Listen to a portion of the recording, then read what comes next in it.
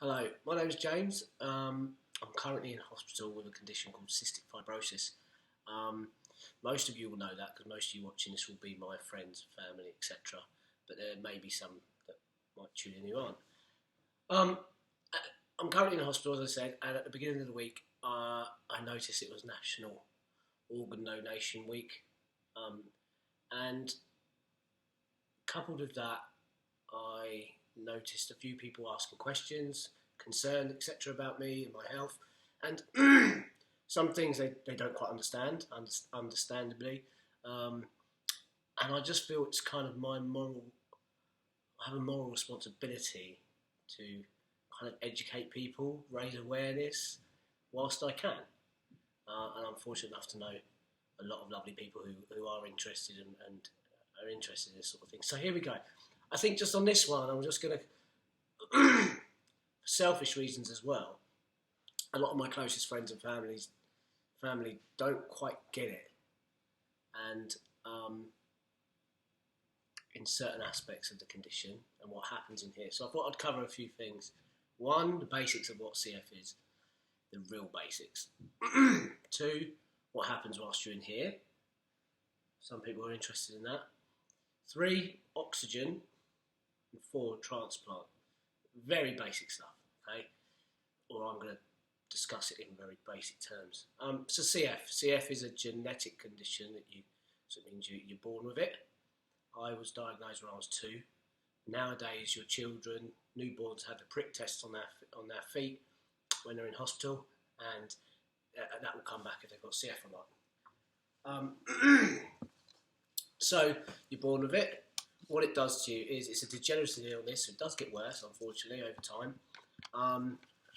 But lots of things have changed since I was born, and with medication and gene therapy, etc. So let's hope that sooner rather than later there will be a cure.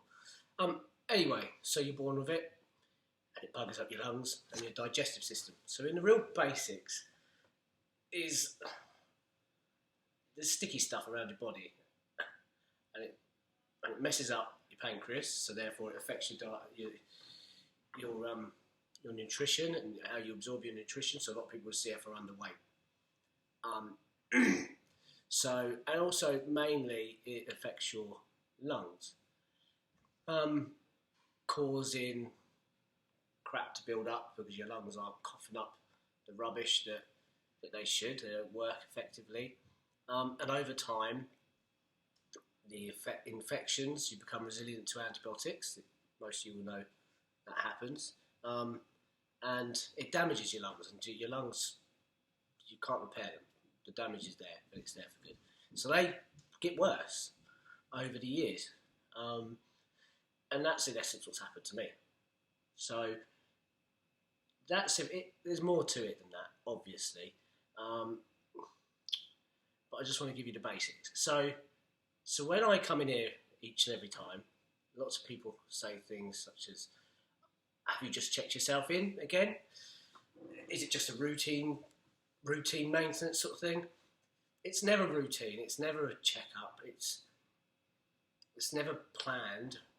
Some people plan to have IVs, antibiotics, before they go away on holiday to give them a bit of a boost, but it's never really planned. You're in here because you're unwell.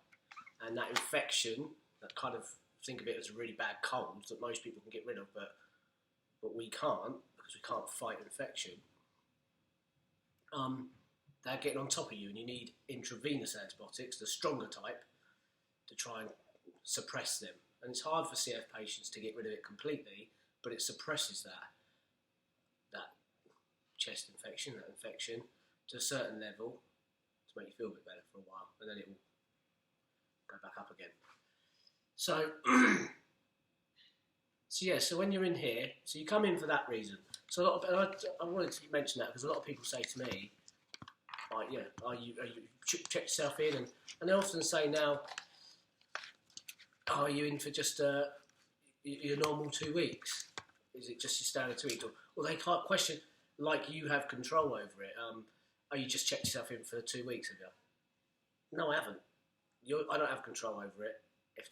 But that's partly my fault and partly people just not knowing. So the reason I think they come to that in their head is maybe over the past years, I've always just come in, and it used to actually be every couple of years, then it was every kind of 18 months, and it was every year, and now it's 5 times a year or so. But you come in because you're unwell, and like I say, I used to just play it down and say, yeah, it's just a routine thing. So it's partly, in my case, me maybe giving that impression that it's a routine thing, I'll be out. I mean, in many ways it used to be like that. But no, you can come in here for all sorts of reasons. For me, I come in here because my chest infection, it's harder to breathe, etc. So you know that you've taken some oral antibiotics at home and they're not working, so you know you need the stronger stuff. Some people might come in because their lungs collapse. That's more of an emergency. You're straight in, normally into your local A&E, and then you're transferred up to London to the specialist. Some people could come in because they're having dietary problems. Touch wood, I've not really had that in the past. But some people, because of the stickiness and their diet not really working, etc., you get blockages and stuff. So some people have them issues. So some people it could be just a gradual thing that you start feeling a bit more out of breath. And in this case, that's what happens to me normally. Some people can start getting really phlegmy and sputum is a problem, and that's our signal that they're really not very well. That's causing them to have issues. But either way, you find yourself in here. So when you're in here, what happens? So some people, and I'm touching on this because lots of people don't really understand what happens when you're in here. So some people want to pass to see me out and about, and some people see me in here, and I want to clarify what happens. So you get your own room. Here you go, I'll show you. Here's your room. There you go. You get your room. They're normally a room because, well, they always are for CF patients because of cross-infection. If you're in one of them bays, it's easy for CF patients to pick up other CF patients' strain of bugs. And so they don't want you, understandably, mixing together. So you get your own room. When you're in here, they do a few things. They tackle the infection without IV antibiotics. So that hopefully, and like I say, they will work for some time, and then you'll become immune to them, and then they'll try another one, etc. So then you have your IV antibiotics, and they hope that tackles it. They also work on other issues that might be with you. So you might have noticed the exercise bike. They work on opening your lungs. So the lovely physiotherapy team, they come in and they might get you on a bike. They might use certain machines that you can blow in and blow out of to help you breathe. There's all sorts. But to do that is I suppose, to try to open your lungs to get the most out of them. They use other medication because your lungs can be inflamed. All the little bits in your lungs can be inflamed, and that doesn't help them work effectively. So you take certain nebulized stuff, and that will hopefully lower the inflammation. Some people take steroids, etc., for that reason. But you can go on the bike. They do whatever. It's just different for every patient. Obviously, some people can't do a great deal. Some people can still have it in them to have a go on the bike. Touch wood this week. Last few days, I've been enjoying having a go on the bike and awaiting my yellow jersey. So yeah, and that is to, like I say, open up your lungs, but also get rid of whatever crap, whatever phlegm is down there, because that's obviously stopping. If there's phlegm there, there's no air there. So get rid of the phlegm and cough that up, and then hopefully your lungs will work more effectively. So that's what you do when you're in here.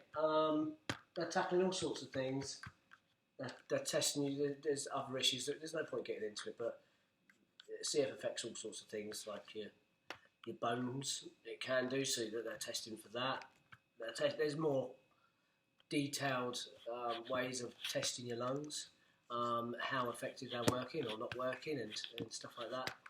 I could go into a million things, but I'm not going to. It's but they're here to help.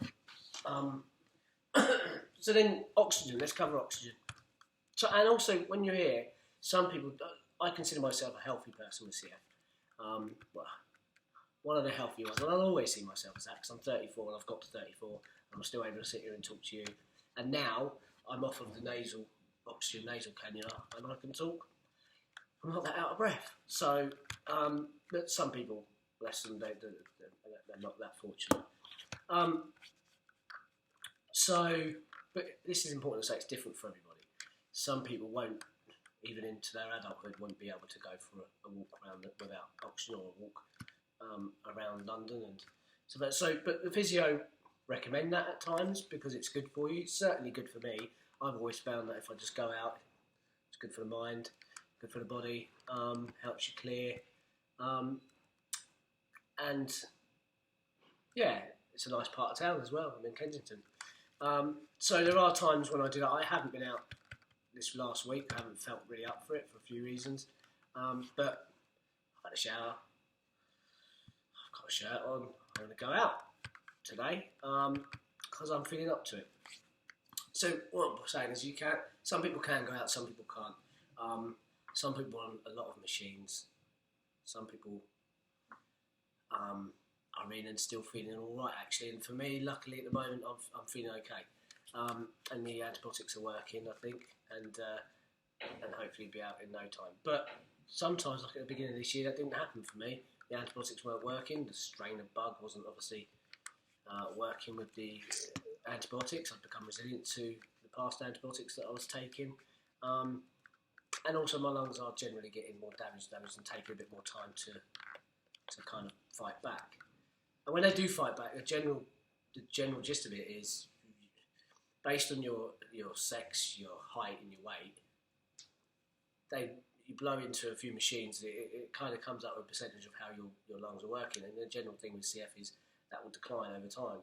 So I was kind of mid-20s, I was fine. It's starting to dip to about 70% of where it should be, but it doesn't really affect you. Couldn't quite keep up with some of my friends. We're not on the football pitch and stuff, but then it goes down and down. And now I am coming in here and only 24% of where, which is now later stages of CF and etc. And so that does make a difference when you're trying to keep up. So that's why they have to. There's more intervention needed then, and more things to help you cope outside of hospital as well as inside of hospital. But anyway,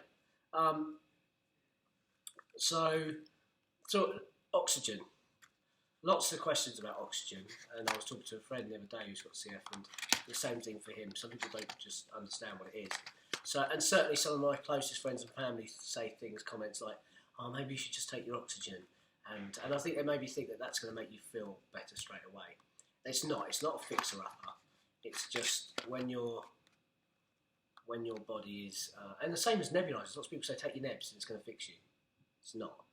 It might help in some ways. It might help clear your lungs. It might help eventually prolong the inevitable and stuff. But I'm playing with things. It doesn't fix things. And oxygen doesn't do that either. It just helps you feel more comfortable. So the way that generally happens, this is just what generally happens, and it's certainly happened in my case, is as you do more strenuous activities, so for me, carrying the kids up the beach on the stones, that's becoming so hard that a bit of your body, your lungs, aren't taking in the oxygen and getting rid of it the way it should. If it's not taken in enough, your body and your muscles are starving of that oxygen, and they need some oxygen. So that's why, for me, and for many people with CF who are already there, that you have oxygen, whether it's a little thing like that, a little canister over there, or whether it's like a little handbag-looking electric thing. I will start having to use one of them in the not too distant future for when I'm doing the strenuous stuff. And then as your lungs start messing up, even more, you have oxygen more. And it doesn't fix you. It doesn't mean, oh, right, he's got oxygen, that's fine, because then your lungs... The other thing is, so this is the easiest way to put it, is that if your lungs, you think that, okay, your lungs aren't getting the oxygen it needs, give it some oxygen. But your lungs are also messing up in a way that your oxygen also filters things like carbon dioxide. I think it's carbon dioxide, filters that out. So if what happens is your lungs end up messing up and not working effectively, that carbon dioxide isn't filtered out, so you're left with too much in your body, and that is also very dangerous, harmful, and just put another signal that your lungs just aren't working.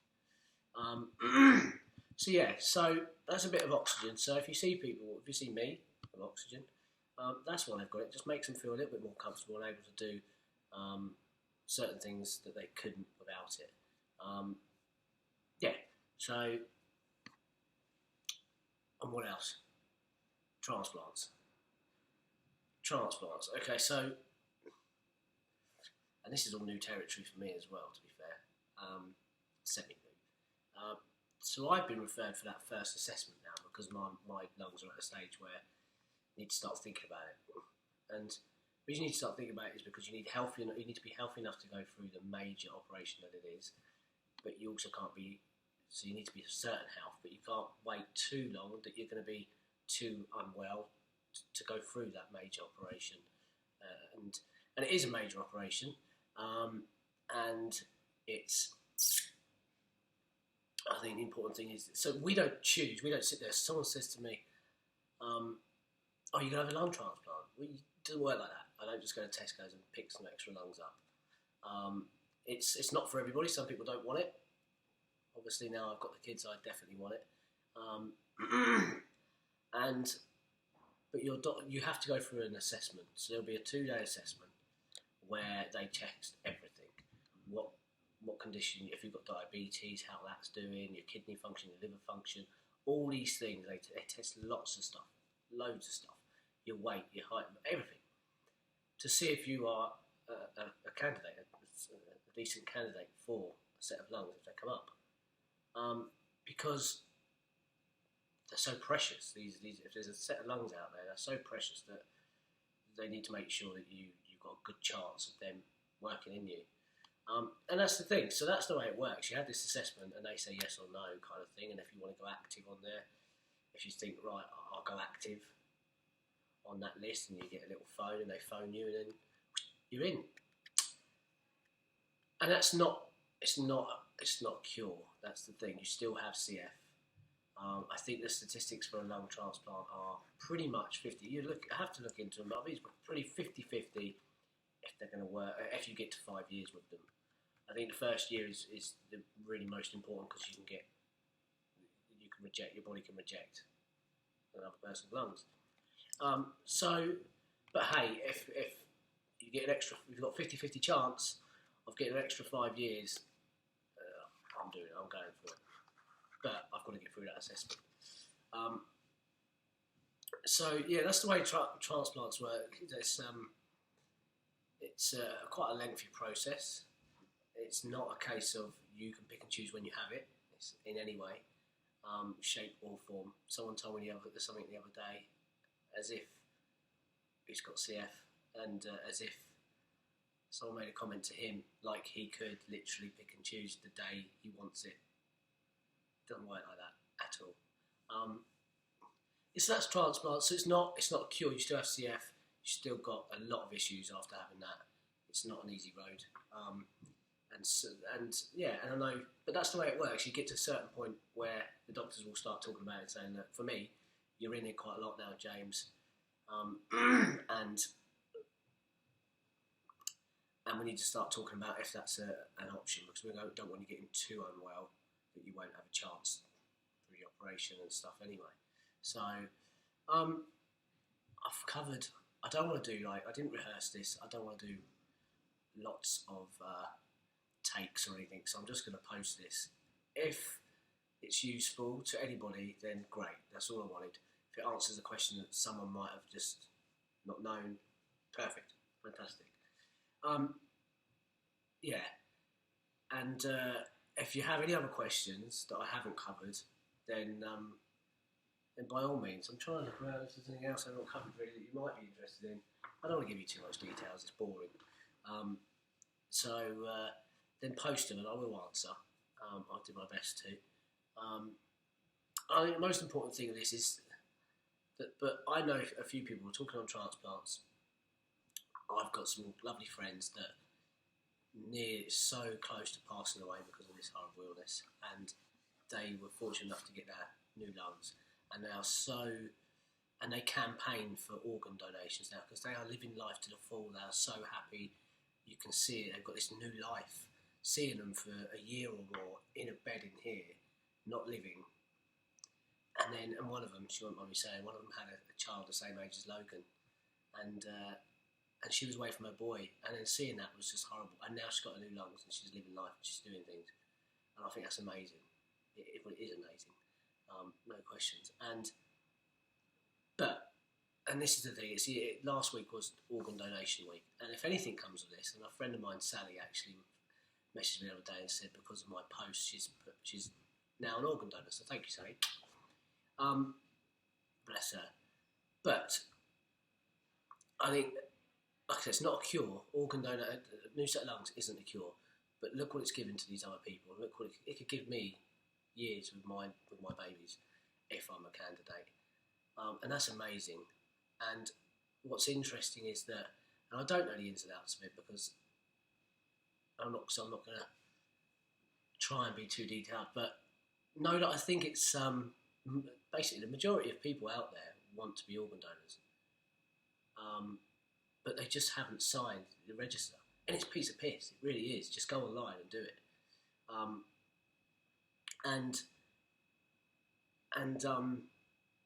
And if you were one of them people that are just too busy, then don't watch X Factor.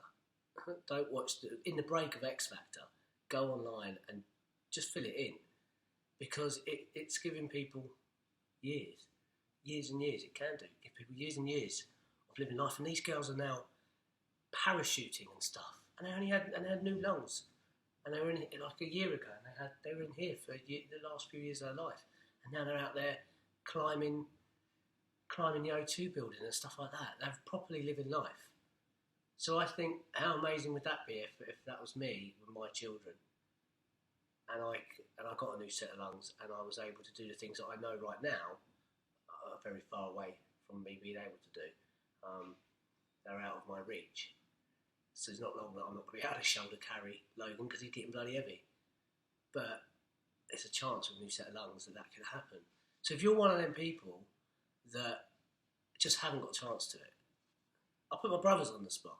I'll put my brothers right now on the spot. If either of my brothers would, if they, touch wood, it never happens, but if they were in a car crash and their lungs could fit me and give me more extra years, I know my brothers, they'd say, yeah, of course they would. But I'll ask you now, have you filled in your forms? And all my close friends. Because I tell you, I'll do it for you, so do it. But do it for anybody, because honestly, there's people out there. But I know that it's so strange, isn't it? Because most people haven't filled it in, but would. That's just crazy. So I know we've all got busy lives, we have. And that's probably why we haven't got down to it. But go online, fill it in. I'm not saying that for me. But just looking at my friends who have done this, who've had their new lungs and now living life, it's just such a lovely thing to do. It's the greatest. You're not going to need them. You're not going to need them. And it's the greatest thing to see them now and living life, and they're decent people. So yeah, consider it anyway. It's organ donor week last week, and it's something that I think people should think about. Anyway, I'm waffling on a bit now. So any questions, please do ask, but hopefully I've covered some stuff. At the very least, it was maybe have a shower and get dressed. See you later.